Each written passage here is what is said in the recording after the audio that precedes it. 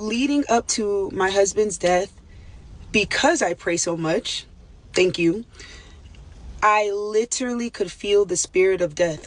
I'm so not joking. My family could feel it. All of us could feel it. So we started praying. We started anointing like the house, the cars. We started anointing our children, everything.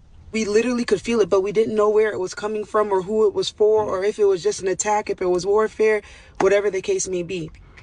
The day before my husband passed, we got in a huge argument because I kept having a feeling that something bad was going to happen. So my natural instinct as a wife was to try to safeguard my home and protect it by praying, by fasting, by reading the Bible, and then also preventative. So for instance, I was telling him, I was like, let's stay home. Let's stay home. Don't go out. And I felt the urge so strongly to try to make him stay home to the point where, and I know I'm wrong for this. This was about a couple days before he passed. I took his keys and his wallet and hid it because that's how strongly I felt like something bad was going to happen. Let's fast forward to the day before he passed. He came home like 4 o'clock in the morning, pissy drunk, like just gone.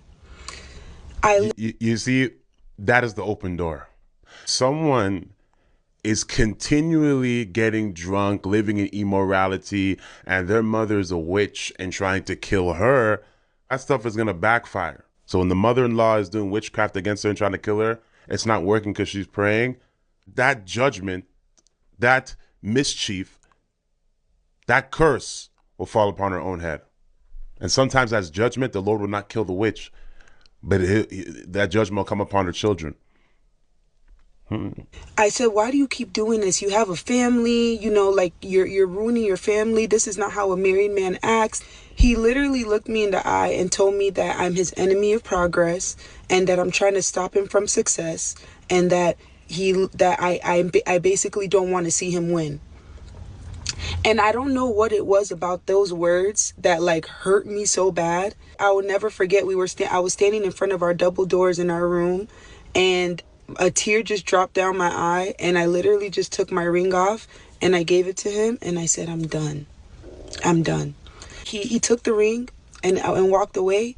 I literally told God, I said, God, I wash my hands with this relationship, with this marriage. I'm done. I'm done. Fast forward the next day, the day he passed, I woke up at 6 a.m. and I got my daughter and I said, you know what? I'm going to start living for myself, pouring into myself and my children.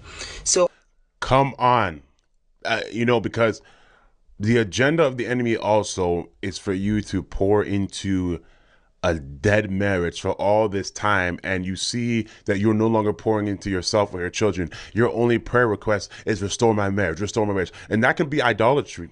Because maybe the Lord is trying to heal you and restore you, and you're fighting for your marriage for 15 years, and you're wounded and destroyed for 15 years. The devil can use that to destroy your focusing on yourself, the Lord pouring into you, the Lord helping you so you can be the best version of yourself, so you can be the best mother or the best father for your children.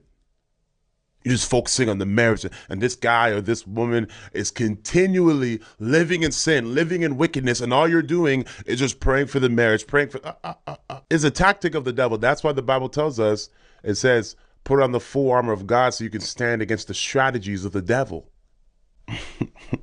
So anyways, I confided in my pastor and I'm like, I don't know what to do anymore. We're in counseling, we're in therapy, all the things, nothing is working.